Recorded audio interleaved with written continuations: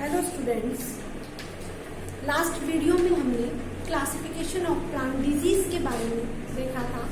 आज हम हमारे वीडियो के अंदर इस चैप्टर का लास्ट टॉपिक बचता है principle of plant disease management. अगर हम प्लांट डिजीज के बारे में कहें कि प्लांट डिजीज को किस तरह से कि प्लांट डिजीज अगर जनरेट हो गई है तो पैथोजन को हम किस तरह से रोक सकते हैं, पैथोजन का किस तरह ट्रीटमेंट कर सकते हैं या पैथोजन को किस तरह स्प्रेड होने से रोक सकते हैं, हम उस चीज को क्या कहते हैं, प्लांट डिजीज कंट्रोल। ठीक है, लेकिन हम ये जानते हैं कि किसी भी पैथोजन को हम अगर रोकते हैं तो वो पूरी तरीके से खत्म नहीं होता है या किसी न किसी तरह इकोनॉमिकली हमें क्या करता है, कमजोर करता है, इकोनॉमिकली वो नुकसान तो पहुंचाता ही। तो ऐसी कंडीशन में क्या है कि हम उस चीज को प्लांट डिजीज कंट्रोल नहीं करके हम उनको क्या कह सकते हैं, प्लांट डिजीज मैनेजमेंट। ठीक है, तो हम यहाँ प्लांट डिजीज कंट्रोल जो है, कंट्रोल का मतलब क्या हो जाता है कि पूरा कंट्रोल हो गया, लेकिन कोई भी डिजीज एकदम से इस तरह कंट्रोल नहीं हो सकती। तो हम उनका अलग अलग तरीके से क्या करते हैं, मैनेजमेंट करते हैं। मैनेजमेंट से आता है कि हम उनको स्प्रेड होने से रोक सकते हैं, हम उनको ऐसा ट्रीटमेंट दे सकते हैं कि बाद में कभी नहीं हो, ऐसा ट्रीटमेंट भी दे सकते हैं, या अभी हो रहा है उसको एक थोड़े से टाइम के लिए उसको रोक सकते हैं। तो हम ये नहीं कह सकते कि एकदम से वो कंट्रोल हो गई हो, तो हम ये क्या कहेंगे कि प्लांट डिजीज यहाँ कंट्रोल नहीं, हम उसको क्या प्रबंधन करें, उनका मैनेजमेंट कर रहे हैं, यानी हम उस चीज को क्या कहते हैं, प्लांट डिजीज मैनेजमेंट। ठीक है, सबसे पहले वेटजेल ने सबसे पहले इसको प्लांट डिजीज मैनेजमेंट को बताया। उसने अपने वेटजेल ने जो बताया उसने उसके 4 प्रिंसिपल रखे। वो 4 प्रिंसिपल क्या थे, एक्सक्लूजन था प्रिंसिपल में, रेडिकेशन था, प्रोटेक्शन था और रेजिस्टेंस था। ये 4 चीजें उसने रखी अपने इसके अंदर। फिर बाद में और भी अलग साइंटिस्ट जिन्होंने प्लांट डिजीज मैनेजमेंट के लिए कहा तो उन्होंने 2 और वर्ड आगे और जोड़ दिए। क्या जोड़े, अवॉइडेंस और ट्रीटमेंट, कि ट्रीटमेंट भी उनका हो जाना चाहिए। तो इस तरह अगर हम किसी भी प्लांट डिजीज मैनेजमेंट की बात करते हैं तो हम उनमें 6 पॉइंट्स देखते हैं। उन 6 पॉइंट्स में सबसे पहले आता है अवॉइडेंस, सेकेंड आता है एक्सक्लूजन, थर्ड आता है रेडिकेशन, फोर्थ आता है प्रोटेक्शन, फिफ्थ आता है रेजिस्टेंस और 6 आता है ट्रीटमेंट या थेरेपी। ठीक है, तो अब हम इन सबके बारे में पढ़ते हैं कि किस तरह हम इन प्रिंसिपल्स को फॉलो कर सकते हैं। तो यहाँ सबसे पहले जब अपने अवॉइडेंस की बात आती है तो अवॉइडेंस का मतलब अवॉइड करना। किसको अवॉइड करना, पैथोजन के इन्फेक्शन को अवॉइड करना, कि पैथोजन होए नहीं, ऐसा कोई ट्रीटमेंट हो, ऐसा कोई प्रिंसिपल हो, तो वो प्रिंसिपल कहलाता है अवॉइडेंस। इसके लिए हम क्या कर सकते हैं, अगर हमको किसी भी पैथोजन को आने से ही रोकना है, पैथोजन को वहां एस्टैब्लिश होने से रोकना है, तो उस कंडीशन में हम क्या कर सकते हैं, हम उस ज्योग्राफिकल एरियाज का सिलेक्शन करें जहां पर कि वो नहीं है या किसी तरह का पैथोजन या डिजीज वहां नहीं है, उस ज्योग्राफिकल एरिया को सिलेक्ट करें, या फिर हम ऐसे फील्ड का सिलेक्शन करें, ऐसे खेतों का चयन करें जहां पर वो डिजीज या कोई भी पैथोजन नहीं हो, इन्फेक्शन नहीं हो, या हम ऐसी चीज का सिलेक्शन, ऐसे जो सीड की सोइंग टाइम होता है वो सोइंग टाइम को सिलेक्ट करें कि इस टाइम हम अगर सोइंग करेंगे तो पैथोजन अटैक नहीं करेगा। ठीक है, तो उस कंडीशन में भी हम क्या कर सकते हैं, डिजीज को अवॉइड कर सकते हैं।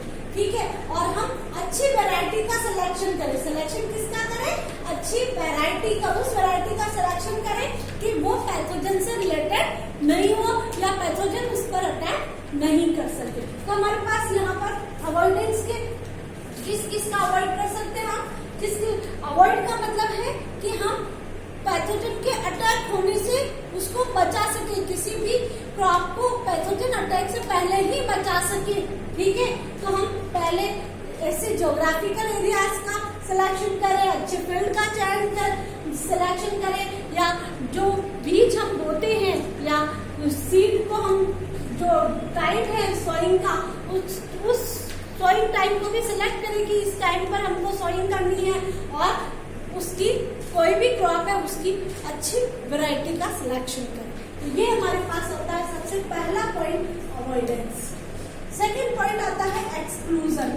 एक्सक्लूजन का मतलब होता है कि जैसे फॉरेन से आया है, बाहर से कोई भी प्लांट अगर लाया जाता है तो हम क्या करें कि उन पर कोई ऐसा एक्ट या ऐसा कोई प्रतिबंध लगा दें उनके ऊपर कि अगर इसकी ये जांच होगी तो ही हम इसको आने देंगे, रेस्ट्रिक्ट कर दे उसको, किसी भी एक्ट से उसको रेस्ट्रिक्ट कर दे, है ना। रेस्ट्रिक्ट कर उसको क्या कहेंगे हम, प्लांट क्वारंटाइन। ठीक है, जैसे बाहर से कोई प्लांट आते हैं, जैसे अलग अगर कंट्री से या किसी एक ही कंट्री के अंदर अलग अलग स्टेट से अगर प्लांट्स आते हैं तो ऐसी कंडीशन में क्या होता है कि हम क्या करें, एक उन्हें किसी कोई भी जो रूल्स है उस रूल्स के अकॉर्डिंग उनको क्या करें, रेस्ट्रिक्ट कर दे कि उनकी पहले जांच होगी और उसके बाद ही वो हमारे इंडिया में या किसी भी कंट्री में एंटर हो सकते हैं। जब फॉर एग्जांपल अभी क्वारंटाइन जो वर्ड है वो आप बहुत बार यूज कर चुके हो कि कोरोना के लिए क्वारंटाइन किया गया। क्वारंटाइन का मतलब क्या है कि उनको रेस्ट्रिक्ट कर दिया गया कि इस जगह ही आपको 14 डेज के लिए क्वारंटाइन किया जाता है कि आपकी सब चीजें देखी जाएगी और उसके बाद आपको क्या किया जाएगा, आपको बाद में आपको आपके घर जाने दिया जाएगा। यही चीज है यहाँ पे भी प्लांट को जब बाहर किसी और कंट्री से आता है या फिर एक स्टेट से दूसरे स्टेट में आता है तो उस प्लांट को क्या किया जाता है, क्वारंटाइन किया जाता है। ठीक है, ताकि क्या हो कि हम अपने उसके पैथोजन, अगर उसमें कोई पैथोजन अटैक हो या किसी भी तरह का अटैक हो जिससे कि हम हमारे डिजीज होने की, प्लांट को डिजीज होने की क्या हो पॉसिबिलिटीज हो, तो ऐसी कंडीशन में उनको प्लांट क्वारंटाइन किया जाता है। ठीक है, इसके लिए एक एक्ट बनाया गया जिसको कहते हैं डीपा, DIPA, डीपा एक्ट। डी मतलब destructive insect and paste act. 1914 में ये एक्ट आया था। इस एक्ट पर पिछले 1-2 एग्जाम में इस पर क्वेश्चन आ चुके हैं, तो आपको ये आना चाहिए डीपा क्या है और ये कब बनाया गया, ये एक्ट कब बनाया गया। ठीक है, इसके अलावा एक्सक्लूजन, बाहर से आने वाले, एक्सक्लूजन का मतलब ही है बाहर से आने वाले का क्या किया जाए, सर्टिफिकेशन किया जाए, प्रमाणीकरण किया जाए, उनको क्वारंटाइन किया जाए, तब जो पैथोजन है वो हमारे यहाँ एस्टेब्लिश नहीं होगा। ठीक है, तो वही सीट टू सीट जो बाहर से आते हैं तो उनका सर्टिफिकेशन दिया जाए, उनका प्रमाणीकरण किया जाएगा ना। फिर क्रॉप इंस्पेक्शन और पैथोजन फ्री जो फसलें हैं उनको पहले अच्छी तरह से पता कर लेनी चाहिए कि ये इन्फेक्शन फ्री है या नहीं है। उस क्रॉप को पहले क्या किया जाए, पहले उनको अच्छी तरह फील्ड में देखा जाए और उसके बाद उनको इन्फेक्शन फ्री हो जाए तो उनको क्या किया जाए, तब उनको यूज में लिया जाए। ठीक है, तो ये मेथड हम एक्सक्लूजन के लिए कर सकते हैं। फिर थर्ड आता है इरेडिकेशन। इरेडिकेशन जो प्रोसेस है उसमें क्या होता है कि जब पैथोजन अटैक कर चुका है तो जो पैथोजन अटैक कर चुका है तो उन प्लांट्स को क्या किया जाए, इरेडिकेट किया जाए या रिमूव किया जाए। उस प्रोसेस को हम कहते हैं eradication process. Removal of disease plant को हम रिमूव करें तो इसके लिए हम फिजिकल, केमिकल, बायोलॉजिकल और कल्चरल मेथड्स यूज कर सकते हैं। इन फोर्थ मेथड की, इन चारों मेथड्स के बारे में आपके बुक के 4th चैप्टर में बहुत डिटेल है, यहाँ हम केवल थोड़ा सा पढ़ेंगे। फिजिकल मेथड, हाथ से उनको इरेडिकेट किया जा सकता है, नालियों के बीच में नालियां बनाकर, उनके बीच में नालियां बनाकर या उनको अच्छा बड़ा सा गड्ढा खोद दे और उसके अंदर डाल दे, इस तरह से किया जा सकता है। केमिकल ट्रीटमेंट दिया जा सकता है जिससे वो खत्म हो जाए। बायोलॉजिकल, किसी बायोलॉजिकल एजेंट के थ्रू उन्हें खत्म किया जा सकता है या कुछ ऐसे कल्चरल मेथड्स किए जा सकते हैं। फॉर एग्जाम्पल अगर ये इस क्रॉप रोटेशन मेथड को अपन यूज कर सकते हैं, क्रॉप रोटेशन के अंदर हम ये यूज कर सकते हैं, जैसे इस ईयर में मैंने मक्का की फसल बोई और मक्का के अंदर जो फुदका होता है वो आ रहा है, तो ऐसी कंडीशन में हम नेक्स्ट ईयर वो वाली क्रॉप नहीं बोके कुछ और अलग रोटेशन में क्रॉप बोए तो उसमें जो भी पैथोजन होंगे वो अटैक नहीं करेंगे। ठीक है, तो यहाँ पर एप्लीकेशन मतलब जो डिजीज प्लांट है या इन्फेक्शन हो चुका है, इन्फेक्शन अगर एस्टैब्लिश हो चुका है तो ऐसी कंडीशन में हम इन मेथड से उनको इरेडिकेट कर ले। फिर नेक्स्ट आता है प्रोटेक्शन। डिजीज नहीं हुई है, हम सॉइंग कर रहे हैं सीड की और डिजीज नहीं हुई है, ऐसी कंडीशन में जब एस्टैब्लिशमेंट नहीं हुआ है डिजीज का तो हम क्या क्या कर सकते हैं। सबसे पहले सीड का ट्रीटमेंट कर सकते हैं, हम सीड का ट्रीटमेंट कर लें। ठीक है, कोई भी सीड है, हो सकता है इसमें कोई पैथोजन लगा हुआ हो तो इन्हें केमिकल ट्रीटमेंट से इनको सीड को ट्रीटमेंट किया जा सकता है और उसके बाद हम उसको सॉइंग करते हैं। इसके अलावा जो भी फसल है उसको अपन क्या करें, नहीं हुआ है उससे पहले ही, जो इन्फेक्शन नहीं हुआ है उससे पहले ही हम केमिकल से डस्टिंग कर ले उनकी, या केमिकल से स्प्रेइंग कर ले, यह मेथड हो सकता है। या फिर हम अगर इन्फेक्शन कुछ टाइम के लिए होता है तो सोइंग का टाइम भी चेंज कर ले। ठीक है, कि sowing making change the time of sowing की जो सीड हम सो कर रहे हैं, बो रहे हैं उनका, और हार्वेस्टिंग का टाइम भी हम क्या कर ले, अलग कर ले कि कब हार्वेस्ट करनी है, तो सोइंग और हार्वेस्टिंग टाइम अलग कर सकते हैं। इसके अलावा हम जो ग्रीन हाउस होते हैं उसमें एनवायरनमेंट भी चेंज कर सकते हैं, क्योंकि ग्रीन हाउस में क्या होता है, कितना टेम्परेचर देना है, कितना नहीं देना है, ये सारी चीजें ग्रीन हाउस के अंदर होती है। तो हम ग्रीन हाउस में एनवायरनमेंट चेंज करके भी क्या कर सकते हैं, प्लांट का प्रोटेक्शन कर सकते हैं। ठीक है, फिर आता है रेजिस्टेंस। रेजिस्टेंस वो चीज होती है कि किसी कोई डिजीज लग रही है लेकिन उसके अंदर ही ऐसी हम क्या कह सकते हैं उसको, हम ऐसी उसके अंदर पावर पैदा कर दें कि वो उसके लिए रेजिस्टेंस बन जाए।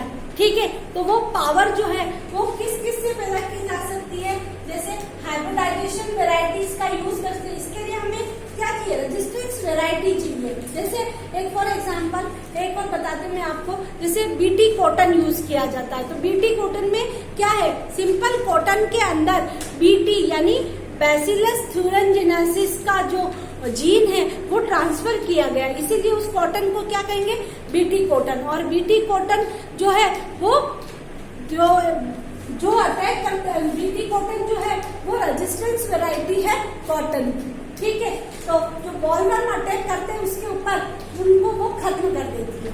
तो यहाँ पर वो रेजिस्टेंस का मतलब है कि हम रेजिस्टेंस वैरायटीज को यूज करें। तो रेजिस्टेंस वैरायटी को कहाँ से बनेगी, रेजिस्टेंस वैरायटी हाइब्रिडाइजेशन प्रोसेस जो होता है, तो अलग अलग के बीच जब क्रॉस करवाया जाता है उसको हम कहते हैं हाइब्रिडाइजेशन मेथड। इससे जो ऑफस्प्रिंग्स बनती है वो ऑफस्प्रिंग्स क्या होती है, बहुत ही ज्यादा पावरफुल होती है। इसके अलावा म्यूटेशन प्रोसेस होता है, उस म्यूटेशन प्रोसेस से भी हो सकता है। जेनेटिक इंजीनियरिंग जो होती है हम सेकंड चैप्टर में पढ़ेंगे, इसके जहाँ जीन की क्या होती है, जीन एक्सचेंज होता है, जीन इधर इसका जीन इसमें ट्रांसफर किया जाता है इन लैबोरेटरी कंडीशंस में। तो जेनेटिक इंजीनियरिंग ये प्रोसेस, या जीन थेरेपी जैसा प्रोसेस, जीन को क्या किया जाता है, उनकी थेरेपी की जाती है, उनमें कुछ चेंजेस किए जाते हैं। तो इन प्रोसेस से क्या हो सकता है, रेजिस्टेंस वैरायटी डेवलप की जाती है, ताकि कोई पैथोजन जब अटैक करे तो उनके पास इस तरह के जीन है कि वो अटैक नहीं कर सके या इन्फेक्शन या इनोकुलम नहीं कर सके। ठीक है, फिर इसके अगर हमको कुछ ही टाइम के लिए चाहिए, कुछ ही टाइम के लिए रेजिस्टेंस चाहिए, तो हम केमिकल ट्रीटमेंट का भी यूज या कीमोथेरेपी का भी हम यूज कर सकते हैं। कीमोथेरेपी भी दे सकते हैं प्लांट को, या न्यूट्रिशन के चेंजेस लाकर भी हम क्या कर सकते हैं, रेजिस्टेंस वैरायटी डेवलप कर सकते हैं। लास्ट आता है हमारा ट्रीटमेंट प्रोसेस। ट्रीटमेंट में हम कीमोथेरेपी अगर डिजीज एस्टैब्लिश हो गई है तो उसके बाद उसको रोकने के लिए, उसको कंट्रोल करने के लिए क्या किया जाता है, स्प्रेइंग करो, डस्टिंग या उनकी काट छाट की जाती है, जिसको अपन क्या कहते हैं, सर्जरी प्रोसेस भी कहते हैं, या फिर क्या किया जाता है, उनके ऊपर डस्टिंग प्रोसेस, स्प्रेइंग किसी केमिकल की जाती है, ये जिसको हम कहते हैं कीमोथेरेपी। तो इस तरह का प्रोसेस इसमें किया जाता है। तो ये 6 प्रिंसिपल है प्लांट डिजीज मैनेजमेंट के, कि हम किस तरह सबसे पहले हम प्लांट में डिजीज लगने को ही अवॉइड करें, बाहर से आने वाले कोई भी मटेरियल, प्लांट मटेरियल के लिए हम एक्ट बनाए, रूल्स बनाए, और उनको आने पर उनको रेस्ट्रिक्ट करें, बाहर से आने पर उनको चेक करें, रेस्ट्रिक्ट करें, एक्सक्लूजन। अगर डिजीज हो जाए तो ऐसी कंडीशन में हम उनको रेडिकेट करें, उनको रिमूव करें वहां से।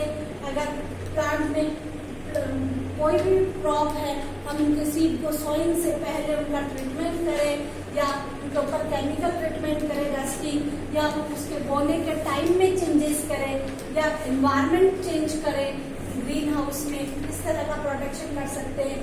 नई डिजीज के लिए अगर कोई पैथोजन बार बार अटैक, नई वेराइटी डेवलप करें, नई variety, hybridisation, mutation, genetic engineering, gene therapy, इनसे हम डेवलप कर सकते हैं। सिलेक्शन मेथड्स, इनसे हम नई वेराइटीज डेवलप कर सकते हैं।